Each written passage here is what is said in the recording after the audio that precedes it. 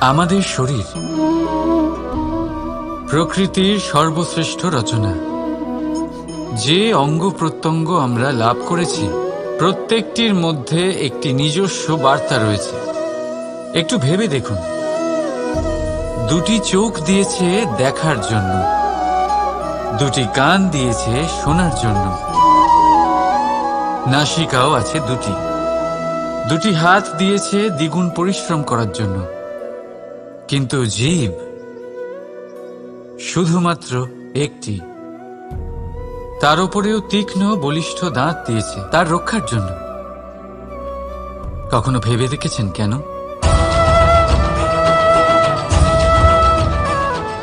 কারণ শব্দ আর শব্দের প্রয়োগ মানুষের সবচেয়ে বড় অস্ত্র, যার প্রয়োগ যত ভেবেচিন্তে করা যায় মানুষ তার জীবনে ততটাই উপরে উঠতে পারে। তাহলে মনে রাখুন, দেখুন, শুনুন আর বুঝুন বেশি, বলুন কম। রাধা রাধা। আমরা সকলে শক্তি অনুভব করতে চাই।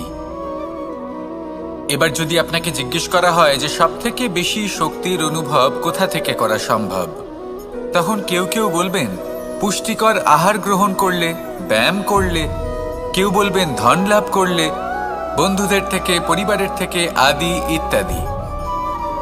এইভাবে আপনি শক্তির অনুভব অবশ্যই করতে পারেন, কিন্তু সবথেকে বেশি শক্তির অনুভব যদি আপনি করতে চান তাহলে তা পাবেন শুধু একতার দ্বারা, সংগঠনের দ্বারা। যদি আপনাকে উদাহরণ দিই, নিজের এই হাতটাকে দেখুন, 5টা আঙুল রয়েছে। কোনো একটা বস্তুকে নিজের একটা আঙুল দ্বারা তুলে ধরার চেষ্টা করে দেখুন, বড়ই কষ্ট হবে। তখন আপনি বুঝতে পারবেন যখন এই 5টি আঙুল একত্রিত হয় তখন কোনো কাজ কতটা সহজ হতে পারে। এটাই হলো শক্তি, একতার। সব থেকে ভালো উদাহরণ যদি আপনাকে দিই তাহলে বাঁশি। এই বাঁশি থেকে অত্যন্ত মধুর সুর নির্গত হয় যা সবার মন প্রসন্ন করে দেয়। এই কথা সত্যি, কিন্তু এই বাঁশি আমি একটা বা দুটো আঙুল দিয়ে বাজাতে পারবো না। আমাকে প্রত্যেকটা আঙুল ব্যবহার করতেই হবে, তবেই এর থেকে মধুর সুর নির্গত হবে যা সকলকে প্রসন্ন করবে, ঠিক কিনা? ঠিক এইভাবেই যদি আপনি চান যে আপনার জীবনরূপী বাঁশি থেকেও মধুর সুর নির্গত হোক বা সবার মনকে প্রসন্ন করে তুলুক, তাহলে আপনাকেও জীবনে একতা নিয়ে আসতেই হবে। আপনি একাও কর্ম করতে পারেন, পথ চলতেও পারেন, সামনেও এগোতে পারেন, সাফল্যও লাভ করতে পারেন। কিন্তু যখন সকলে একসাথে এগোবেন, সেই পথে চলবেন, সেই কর্মই করবেন, তখন লক্ষ্যে অবশ্যই পৌঁছবেন, সাফল্য অবশ্যই লাভ করবেন। কিন্তু সেই সাফল্য এবং তার আনন্দর সংমিশ্রণটাই একটু অন্যরকম হবে। তাই জীবনে ঐক্যবদ্ধ হন, একসাথে মিলে এগোতে থাকুন, আর আমার সাথে ভালোবেসে বলুন রাধা রাধা। মানুষ ভাবেন যে ধন অর্জন করা হলো অত্যন্ত গুরুত্বপূর্ণ। তিনি আজীবন ধন অর্জন করতে থাকেন, ধন অর্জন করার চেষ্টা করতে থাকেন। সে যাই হয়ে যাক না কেন, পরিশ্রম করতে থাকেন। স্বাস্থ্যের দিকে নজর দেন না, না উচিত সময় খাবার খান, না উচিত সময় ঘুমোতে যান, না পর্যাপ্ত সময় পর্যন্ত ঘুমন, কিছুই না। ধন অর্জন করতেই থাকেন, করতেই থাকেন। আর কিছু সময় পরে যখন তিনি অসংখ্য ধন লাভ করে ফেলেন, তখন তার সাথে ওনার শরীরে অনেক রোগ বাসা বাঁধে। এইসব রোগের উপচার করতে করতে সেই সমস্ত ধন যা উনি অর্জন করেছেন তা তিনি ব্যয় করে ফেলেন। শেষ পর্যন্ত কি হয়? আমরা যেভাবে এসেছি ঠিক সেইভাবেই ফিরে যাই, ধন এখানেই থেকে যায়। দেখুন, একটা অত্যন্ত গুরুত্বপূর্ণ কথা রয়েছে যে আপনার বোঝা উচিত। এই যে ধন, তার ব্যবহার করুন জীবনকে আরো ভালো করে তোলার জন্য। ধনের সদ্ব্যবহার করা উচিত, এমন যেন না হয় এই ধন আপনাকে ভোগ করে ফেলে। এই জীবনকে নিশ্চিত রূপে আরো শ্রেষ্ঠ করে তুলুন। কিন্তু এই ধন অর্জন করার এই প্রক্রিয়াতে নিজের সারা জীবনকে নষ্ট করে ফেলবেন না। এই জীবন উপভোগ করতে শিখুন, আর আমার সাথে ভালোবেসে বলুন রাধা রাধা। কথায় আছে, অন্ধকারে প্রদীপ প্রজ্বলিত করলে চতুর্দিক আলোকিত হয়। কিন্তু যদি এই প্রদীপ আমি সূর্যের আলোর সম্মুখে সকালবেলায় প্রজ্বলিত করে রেখে দিই, তাহলে কি হবে? আপনি বলবেন যে এটা করে তো কোনো লাভই হলো না। সূর্যের প্রকাশের সামনে এই প্রদীপ আসলে কিছুই নয়। এবার এই চিন্তা ভাবনা প্রত্যেক দিন করতে হবে, আর একটা অমূল্য শিক্ষা পেতে হবে। মনে করুন যে আপনি মহাপুরুষের সামনে বসে আছেন, কোনো মহাজ্ঞানীর সামনে, তাহলে সেই ব্যক্তির সামনে নিজের জ্ঞানের প্রদীপ প্রজ্বলিত করবেন না, নীরব থাকুন, আর সেই ব্যক্তির সূর্যের প্রকাশের মতো জ্ঞান প্রাপ্ত করুন। যতটা পারবেন জ্ঞান লাভ করুন। যদি এমন কোনো সময় এমন কোনো স্থানে আপনি আছেন যেখানে চতুর্দিক অন্ধকার, কারোর কাছেই জ্ঞান নেই, সেখানে নিজের জ্ঞানের প্রদীপ প্রজ্বলিত করুন। এমন করলে দুদিক থেকেই আপনার লাভ হবে। আপনার জ্ঞান প্রাপ্তিও হবে, আর জ্ঞানের সঠিক প্রয়োগও করতে পারবেন। আর এই মন প্রসন্ন হয়ে বলবে, রাধা রাধা। মানুষের মধ্যে একটা বিচিত্র প্রবৃত্তি থাকে, অন্য সকলের বিষয়ে, তাদের জীবনের বিষয়ে, তাদের ব্যক্তিত্বের বিষয়ে, তাদের ভবিষ্যতের বিষয়ে অনুমান করা। এটা হলো অনুচিত। কারোর অতীতকালকে দেখে লোকে ভবিষ্যৎ বলে দিতে পারেন, বর্তমানকে দেখে ভবিষ্যতের বিষয়ে অনুমান করে ফেলেন। উদাহরণ দিতে হলে বলবো, কোনো দাসকে দেখুন, ওকে দেখে লোকে বলে যে ওর ভবিষ্যৎ সেটাই হতে পারে, অনুমান করে ফেলেন। আর এই রাজাকে দেখুন, উনি তো কত সুখী হবেন, উনি তো জগতের সব থেকে অধিক সুখী মানুষ, কত সুখ সুবিধা আছে ওনার কাছে, ধারণা করে ফেলেন। তবে সত্য তো এটাই যে কারোর ব্যক্তিত্বের বিষয়ে, তাদের ভবিষ্যতের বিষয়ে আপনি পূর্ণ সত্য কখনোই বলতে পারবেন না, শুধু অনুমান করতে পারবেন। আর এই অনুমান করে সত্যি কোনো লাভ হয় না, কারণ এই কাল সেটা হলো অত্যন্ত শক্তিশালী। কালো থেকে কালোতর কয়লাকেও হিরেতে পরিণত করতে পারে, অনেক বড় বড় রাজাকেও বিদূষক বানিয়ে ফেলতে পারে এক মুহূর্তেই। তাহলে আপনি অনুমান করে কি লাভ? কি পেলেন অনুমান করে? সেই জন্য কারোর বিষয়ে কোনো অনুমান করবেন না, তার ভবিষ্যতের বিষয়ে অনুমান করতে যাবেন না, কারোর বিষয়ে কোনো ধারণা করে নেবেন না। কিছু করতে হলে ভালোবাসুন, সবার মধ্যে ভালোবাসা ছড়ান, সবার মধ্যে ধন্যাত্মক ভাব ছড়ান। এই মন প্রসন্ন হয়ে বলবে, রাধা রাধা। কেউ বলে জীবন খুব ক্ষণস্থায়ী, কেউ বলে জীবন হলো একটা সুন্দর স্বপ্নের মতো, আবার কেউ বলবে জীবন হলো এক কঠোর সত্য। কিন্তু জীবন আসলে কি? জীবন হলো আপনারই প্রতিবিম্ব, একটা দর্পণ। অর্থাৎ আপনি জীবনকে সেইভাবেই পাবেন যেরকম আপনি নিজেকে প্রতিপন্ন করবেন। যদি আপনি দর্পণের দিকে তাকিয়ে হাসেন, তাহলে আপনি সামনে হাসি মুখী দেখতে পাবেন। এবার যদি আপনি গম্ভীর হয়ে থাকেন, তাহলে আপনি একজন রুষ্ট ব্যক্তি দেখতে পাবেন। শেষে সবথেকে বেশি গুরুত্বপূর্ণ হলো আপনার চেষ্টা। আপনাকে সবসময় চেষ্টা করতে হবে যাতে আপনি নিজেকে প্রসন্ন এবং ইতিবাচক মনোভাবে রাখেন।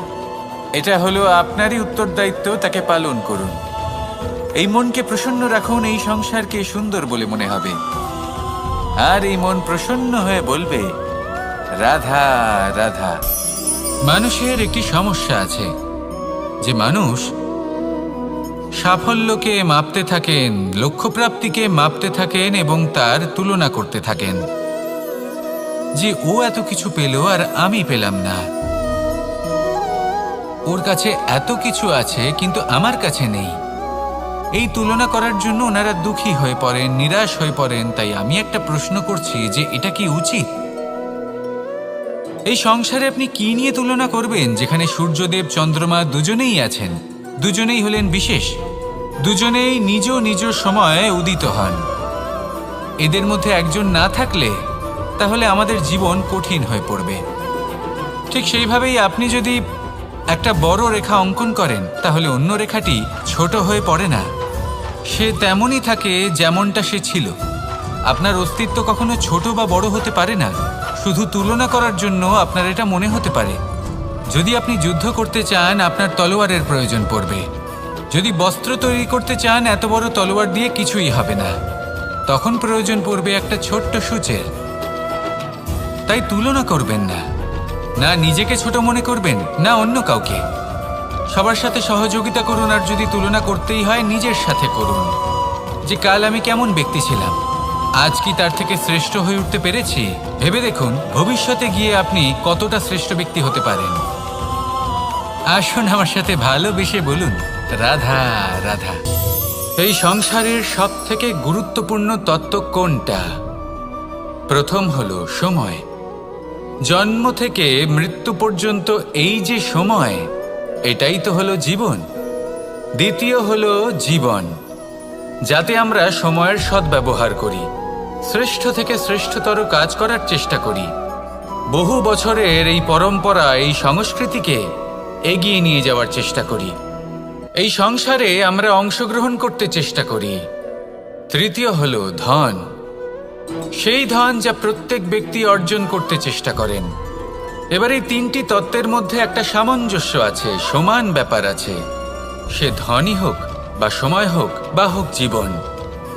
আর সেই সমান ব্যাপার হলো যে যদি আপনি এটা গণনা করতে থাকেন তাহলে তা কমতে থাকে, যদি আপনি এটা ব্যবহার করেন তাহলে তা বাড়তে থাকে। একে সংগঠিত করে রাখতে চেষ্টা করলে এ হাত থেকে ফসকে যায়, কিন্তু যদি আপনি একে সামলে রাখতে শিখে যান তাহলে এমন কাজ করবেন যাতে সংসারের সাথে সাথে পরবর্তী প্রজন্ম লাভবান হবে। যদি কিছু শিখতে চান তাহলে সামলাতে শিখুন, গণনা করা বা সংগঠিত করা নয়। আসুন আর আমার সাথে ভালোবেসে বলুন, রাধা রাধা। এই সংসারে সাফল্য লাভ করার জন্য জ্ঞানের প্রয়োজন হয়, পরিশ্রমের প্রয়োজন হয়, দৃঢ় নিষ্ঠার প্রয়োজন হয়, নিরন্তর চেষ্টা করা প্রয়োজনীয়। কিন্তু আরও কিছু আছে যা অত্যন্ত প্রয়োজনীয় এবং গুরুত্বপূর্ণ। তা হলো ভালো বন্ধু। তাদের থাকা অত্যন্ত প্রয়োজনীয়। যদি ভালো বন্ধু থাকে তাহলে সময় এলে তারা ঢাল হয়ে আপনাকে সুরক্ষা করবেন। সময় এলে অস্ত্রের মতো শত্রুকে সংহারও করবেন। যদি তিনি জ্ঞানী হন, তাদের মধ্যে সদ্গুণ থাকে, তাহলে এই সব গুণ আপনার মধ্যেও প্রবেশ করবে। তাহলে সাফল্যের জন্য ভালো বন্ধু পাওয়া অত্যন্ত প্রয়োজনীয়। কিন্তু শুধু বন্ধু কেন, ভালো শত্রুও থাকা প্রয়োজনীয়। এবার আপনি ভাববেন, এ আমি কি বললাম? যদি আপনার জীবনেও ভালো অর্থাৎ শক্তিশালী শত্রু থাকে তাহলে আপনিও শক্তিশালী হতে থাকবেন। এই শত্রু আপনাকে প্রেরিত করবে আরো বেশি শক্তিশালী হয়ে ওঠার। কখনো কোনো হরিণকে দেখুন, তীব্র গতিতে দৌড়তে থাকে। কেন তীব্র গতিতে দৌড়য়? এই কারণে নয় যে কোথাও তার জন্য মধুর ঘাস অপেক্ষা করে রয়েছে, না। সে এই কারণে তীব্র গতিতে দৌড়য় কারণ সেটা না করলে তার পেছনে একটি সিংহ আছে যে ওকে নিজের ভোজন করে ফেলবে। তাই জীবনে বিপদ, সংকট, এই সব কিছুও হলো অত্যন্ত গুরুত্বপূর্ণ। তার সম্মুখীন হতে শিখুন আর আমার সাথে ভালোবেসে বলুন, রাধা রাধা। পুরুষার্থ। শাস্ত্রে 4 ধরনের পুরুষার্থের কথা বলা হয়েছে। প্রথম হলো ধর্ম। আপনি কি জানেন এই ধর্ম আসলে কি? আপনার কি মনে হয় ধর্ম আসলে কি? কোনো বিশেষ ঈশ্বরকে মানাই কি ধর্ম বলা হয়? নাকি কোনো বিশেষ রীতি পালন করাই হলো ধর্ম? নাকি কোনো বিশেষ সাহিত্যকে সর্বশ্রেষ্ঠ মনে করাই হলো ধর্ম? না, ধর্ম হলো সেটা যাকে ধারণ করা যেতে পারে। আর ধারণ শুধু সেটাই করা যায় যা পবিত্র। পবিত্র শুধু তাকেই বলা হয় যা নিঃস্বার্থ, যার মধ্যে শাসন করার কোনো ইচ্ছে নেই, যা সরলভাবেই প্রবাহমান, জল এবং বায়ুর মতো। যখন কোনো ব্যক্তি ধর্মকে ধারণ করেন এবং সেই ধর্ম সেই ব্যক্তিকে রক্ষা করে, তখন তাকে ধর্ম বলা হয়।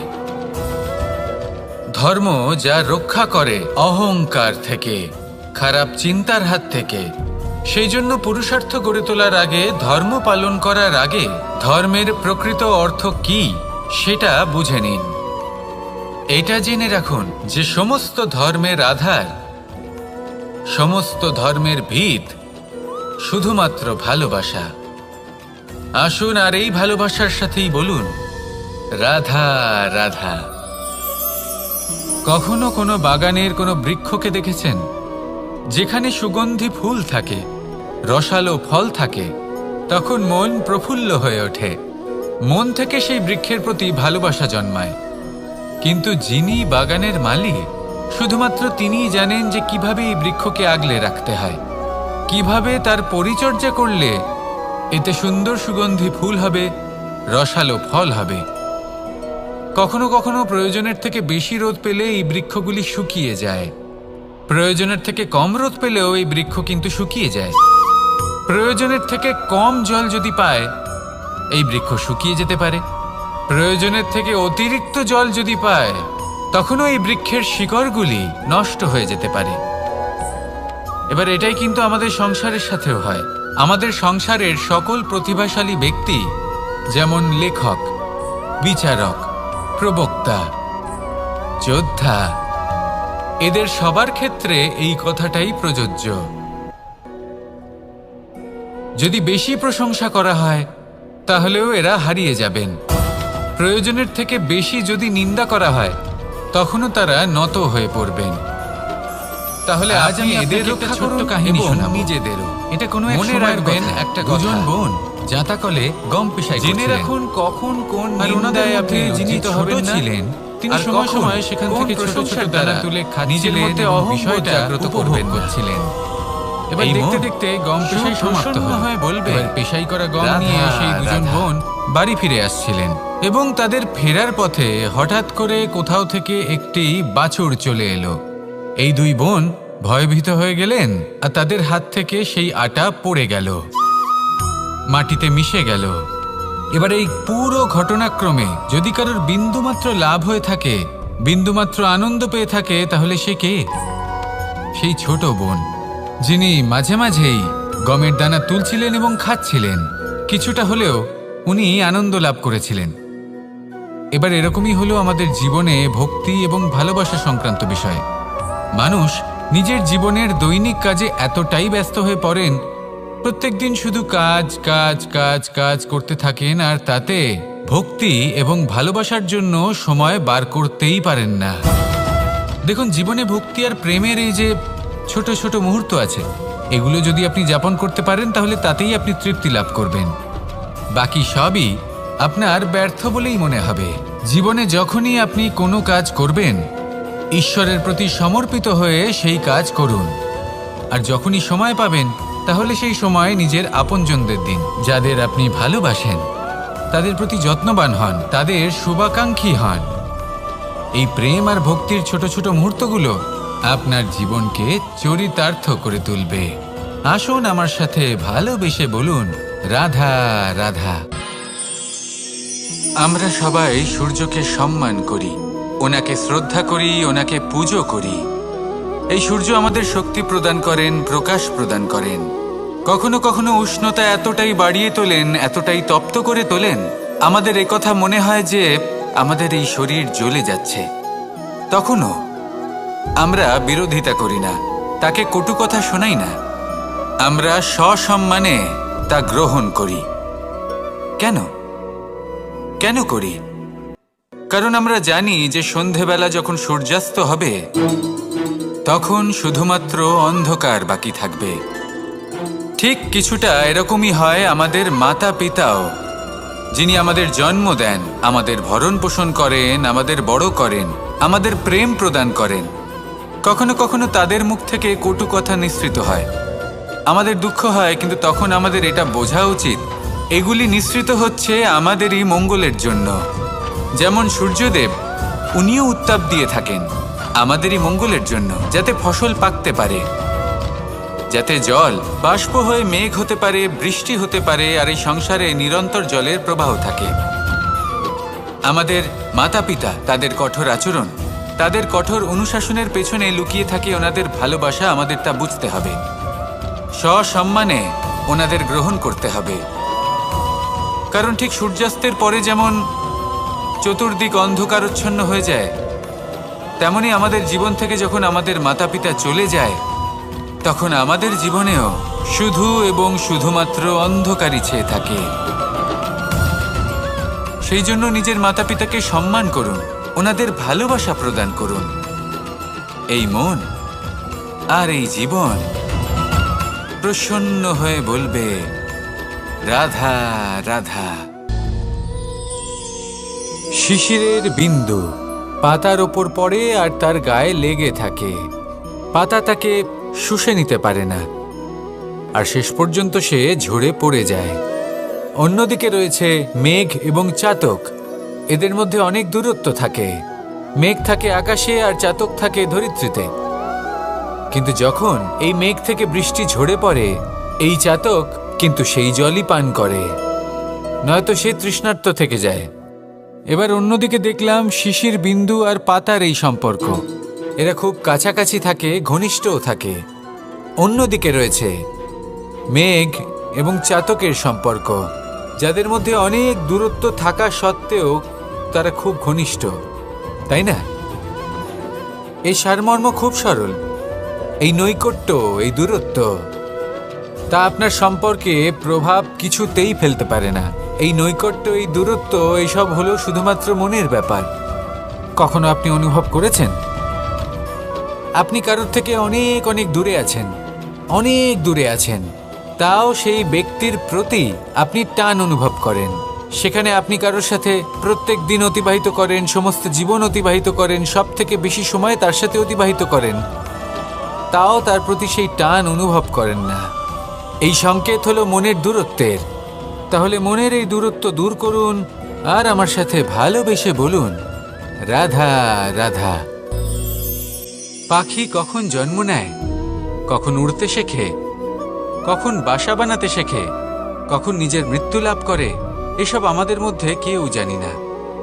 কিন্তু পাখি একটা কথা খুব ভালো করে জানে, যে এই সংসারে ও যা কিছুই করুক না কেন, এই সংসারে ওকে নিয়ে কিচ্ছু যায় আসে না। এবার আমরা কি করি? কোনো কাজ করার আগে আমরা এটা ভাবি যে এই সংসার যদি আমাকে দেখে ফেলে, তাহলে কে জানে এই সংসার কি ভাববে, আমার প্রতিচ্ছবি কেমন তৈরি হবে কে জানে, কে জানে কি হবে আদি ইত্যাদি। এই সব ভাবনায় আমরা মগ্ন হয়ে যাই। কিছুটা এমনভাবে মগ্ন হই যে বর্তমানের কর্মের এই জীবনের যাত্রাপথে সেই সময়ের আনন্দ উপভোগ করতে ভুলে যাই। এবার দেখুন একটা পাখি কি করে। ওর কর্ম হলো গান গেয়ে চলা। ওই পাখি গেয়ে চলে, কেউ ওর গান শুনুক বা না শুনুক, কেউ আদৌ শুনছে কিনা সেই বিষয়টা নিয়ে সেই পাখির কিছুই যায় আসে না। সেই পাখি নিজের কর্ম করতে থাকে। হয়তো সেই জন্যই আপনি কখনো কোনো পাখিকে কাঁদতে দেখবেন না। এরকমই আপনাকে নিজেকে গড়ে তুলতে হবে। প্রথমে নিজেকে জিজ্ঞেস করুন, এই যে কর্ম আমি করতে চলেছি সেটা কি উচিত? যদি আপনার মনে হয় সেটা উচিত, তাহলে সেটা প্রমাণ করুন। এটা ভাববেন না যে এই সংসার কি ভাববে। আসুন আর আমার সাথে ভালোবেসে বলুন, রাধা রাধা। এই পুকুর দেখছেন আপনি? বাচ্চা, বৃদ্ধ, যুবক, যাকেই আমি জিজ্ঞেস করব এটা কি, সবার উত্তর সেই একই হবে। উত্তর তখনই বদলাবে যখন প্রশ্ন এটা হবে যে আপনি এই পুকুরে কি করতে চান। কেউ বলবে আমি এমনি এর পাড়ে বসে এই জল স্পর্শ করে ঠান্ডা হাওয়ার আনন্দ অনুভব করতে চাই।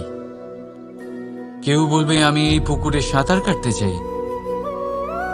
কেউ বলবে কাগজের নৌকা বানিয়ে আমি এতে ভাসিয়ে দিতে চাই। কেউ বলবে আমি মাছ ধরে নিজের জীবন যাপন করতে চাই, ইত্যাদি ইত্যাদি। আপনাকে একটা কথা বলে রাখি, আমাদের জীবনও এই পুকুরেরই মতন, একই রকম। কিন্তু আমরা এই জীবন নিয়ে কি করব সেই সিদ্ধান্ত আমাদের। এই পুকুরে আপনি মুক্তও পাবেন, আবার পাঁকও পাবেন। যদি আপনি মুক্ত পেতে চান, তাহলে এই পুকুরের গভীরে আপনাকে যেতে হবে। ততটাই চেষ্টা করতে হবে যতটা করলে আপনি সেই মুক্ত অর্জন করতে পারবেন। না হলে শুধু পাঁকে হাত পড়বে। তাই যা আমি সর্বদা বলে থাকি, সিদ্ধান্ত আপনার। রাধা রাধা। এই সংসারের সব থেকে বড় সুখ কি? কেউ বলবেন নিজের লক্ষ্য প্রাপ্ত করা, কেউ বলবেন ধন উপার্জন করা, কেউ বলবেন নিদ্রাই সব থেকে বড় সুখ, কেউ বলবেন রাজ্য লাভ করা, আবার কেউ বলবেন মাতার হাত থেকে খাবার খাওয়া, আদি ইত্যাদি। কিন্তু যদি সত্যি কথা বলি, এই সংসারের সব থেকে বড় সুখ হলো সেবা করা। কখনো কাউকে সেবা করে দেখুন। এই সেবা দ্বারা অন্য কোনো মানুষের আশীর্বাদ লাভ করাতেই সুখ রয়েছে। আপনার সেবা ভাব দ্বারা যখন কোনো মানুষ নিজের অন্তরাত্মা থেকে আপনাকে আশীর্বাদ করে, তার থেকে বড় সুখ আর কিছুই নেই। কারণ প্রত্যেক মানুষের মধ্যে ঈশ্বর বাস করেন। নরের সেবাই হলো নারায়ণের সেবা। নিষ্কাম সেবা করাই হলো সব থেকে বড় সুখ। তাই নিজের অন্তরে সেবার এই ভাব জাগ্রত করুন। যে সুখের কথা আমি বলছি, সেই সুখ অনুভব করেই দেখুন। এই মন সুপ্রসন্ন হয়ে বলবে, রাধা রাধা। বাহ! পুষ্পের সুবাস আমার খুব ভালো লাগে। অত্যন্ত সুন্দর হয় এই পুষ্প। এইভাবে চারিদিকে পুষ্প দেখে মন আনন্দিত হয়ে ওঠে। এবার আপনারা ভেবে দেখুন, আমার চারিদিকে পুষ্প নয়, আগুন আছে। তাহলে কি হবে? আমার শরীর কি জ্বলে যাবে না? অবশ্যই জ্বলবে। শরীরকে কি আগুনের তাপ সহ্য করতে হবে না? অবশ্যই সহ্য করতে হবে।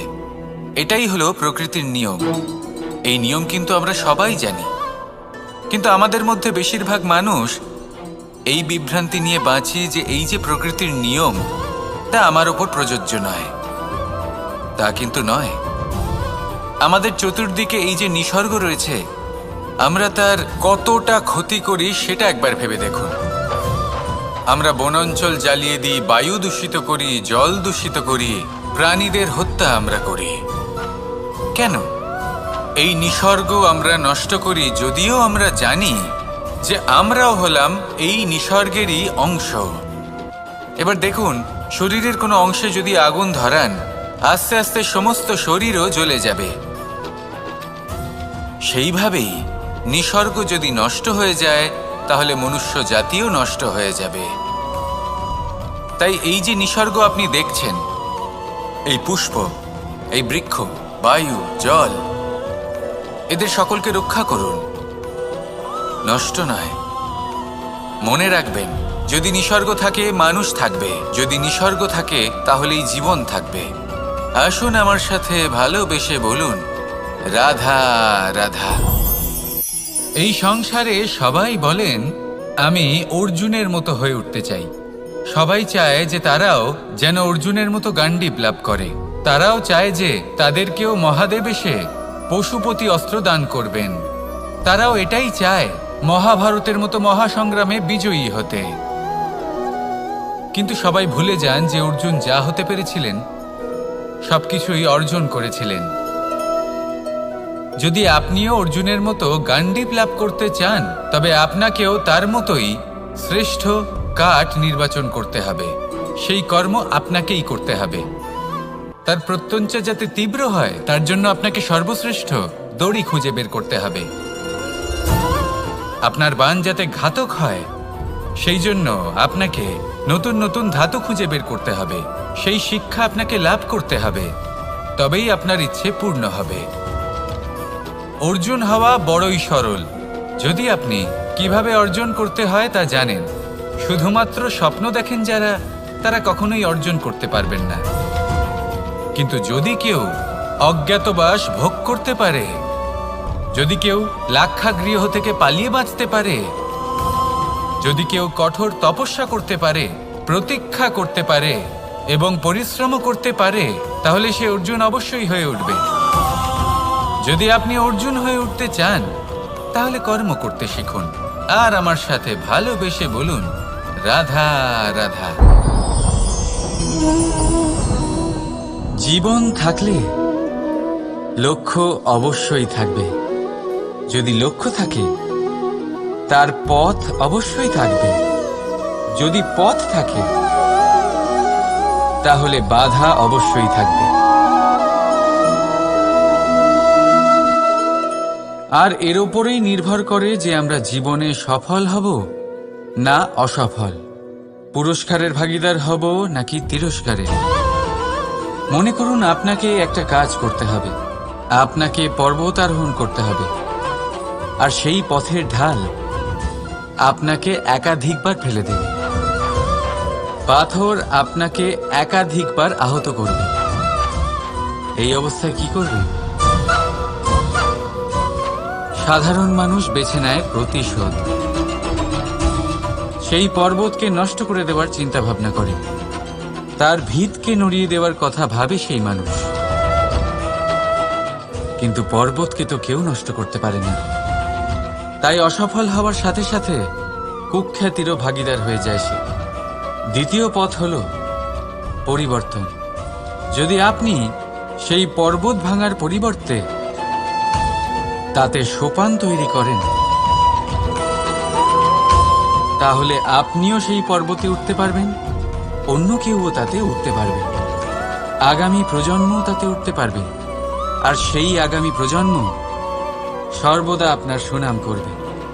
তাই জীবনে প্রতিশোধ নয়, পরিবর্তন বাছুন। বদলা নয়, বদল বেছে নিন। আপনার বাধা আপনার বন্ধু হয়ে যাবে। রাধা রাধা। সমস্ত মানুষের জীবন কিছুটা সমান হয়।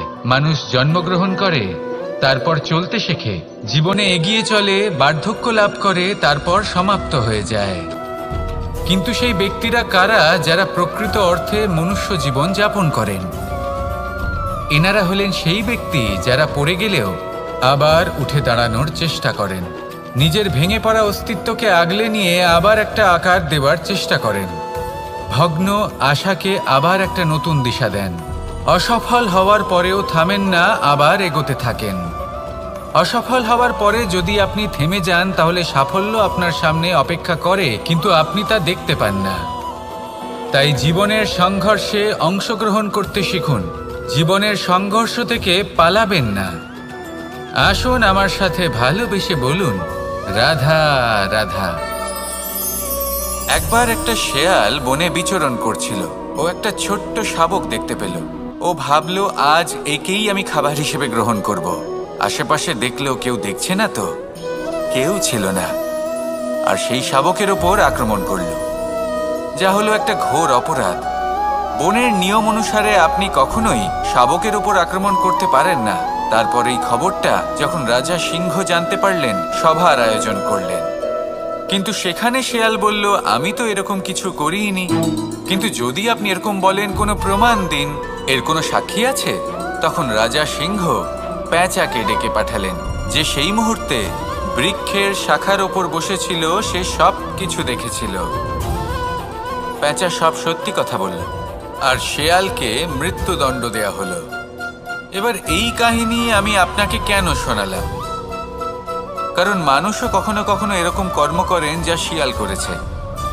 এটা ভাবেন কেউ দেখছে না, যখন আমি অনুচিত কর্ম করতেই পারি। কিন্তু না, আপনি যাই করুন না কেন, কেউ না কেউ অবশ্যই তা দেখছে। কোনো ব্যক্তি না হলেও কোনো প্রাণী, না হলে কোনো যক্ষ বা দেব বা প্রেত। যদি এনারা কেউ না দেখেন, তাহলে ধরিত্রী মাতা দেখেন, যেখানে দাঁড়িয়ে আপনি সেই কর্ম করছেন, তাই না? তাই একটা কথা সবসময় মনে রাখবেন, কে দেখছেন কে দেখছেন না সেই বিষয়ে ভাবা ছেড়ে দিন। এটা খুব সহজ কথা। আপনি যদি উচিত কর্ম করেন, উচিত ফল পাবেন। যদি অনুচিত কর্ম করেন, তাহলে আপনি অনুচিত ফল অবশ্যই পাবেন। সেই জন্য উচিত পথে চলতে থাকুন, উচিত কর্ম করতে থাকুন, আর আমার সাথে ভালোবেসে বলুন, রাধা রাধা। আপনি কখনো কোনো বাজকে নিজের বাসা বানাতে দেখেছেন? এই বাজ যখনই কোনো বাসা বানায়, তখন উঁচু গাছের ডালে বা কোনো পর্বতের শিখরে বাসা বানায়, অনেক উচ্চতায়। আর সেখানে তার সন্তানও জন্মগ্রহণ করে।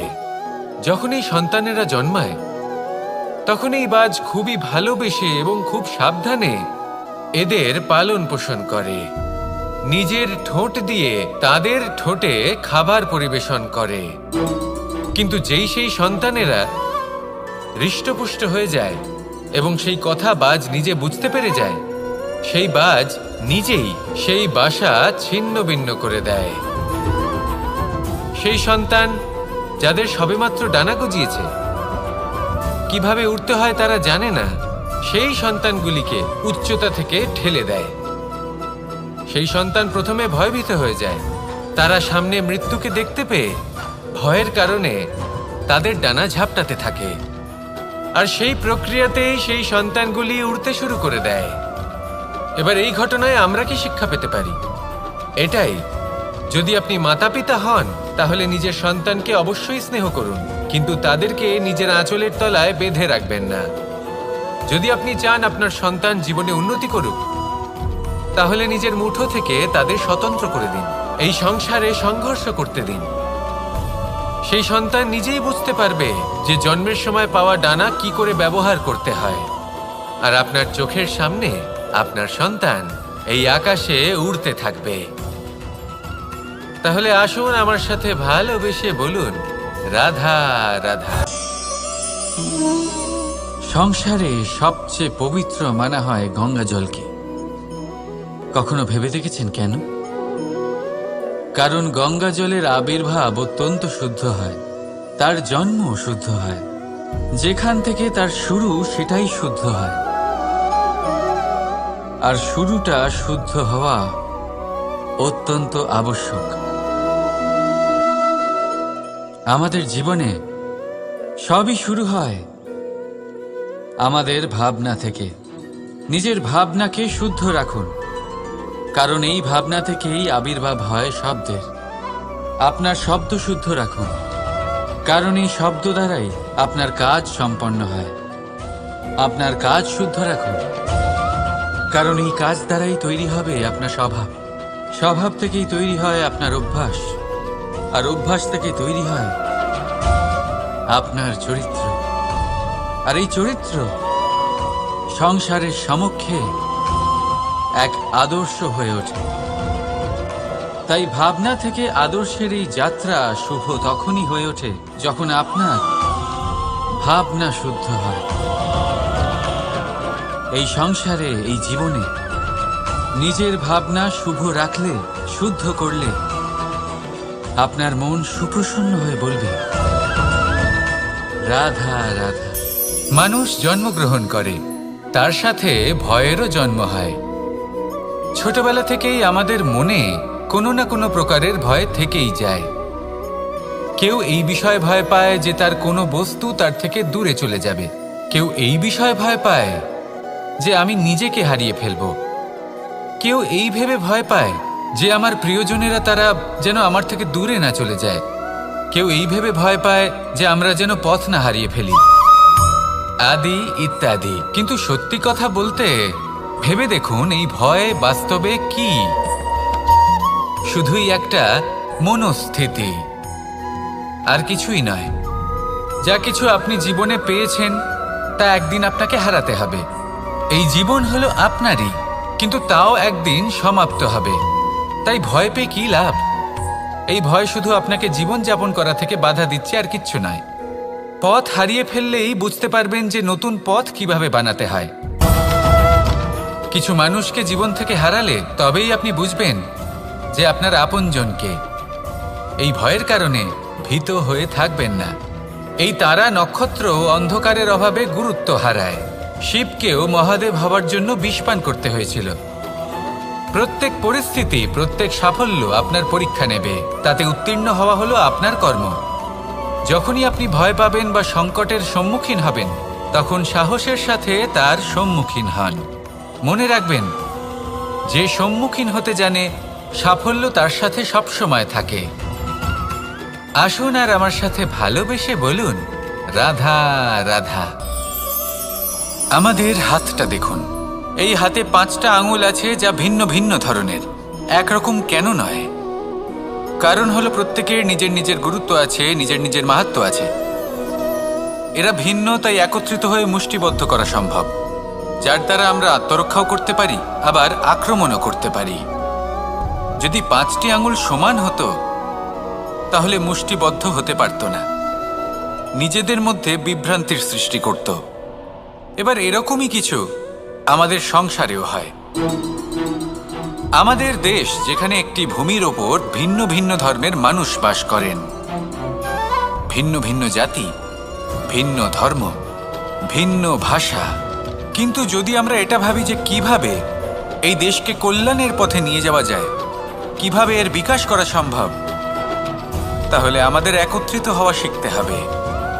যেইভাবে 5টা আঙুল একত্রিত হয়, মুষ্টিবদ্ধ হয়, সেইভাবেই আপনার যে ভাষাই হোক, যে ধর্মই হোক, যে জাতি হোক না কেন, ঠিক আছে, আবশ্যক হলো আপনার নিজের কর্মভূমির সাথে, আপনার ধরিত্রীর সাথে যুক্ত থাকা, সাথে থাকা। তবেই দেশের উন্নয়ন সম্ভব, তবেই এই দেশ স্বতন্ত্র থাকবে, সফল হবে, আর এই মন প্রসন্ন হয়ে বলবে রাধা।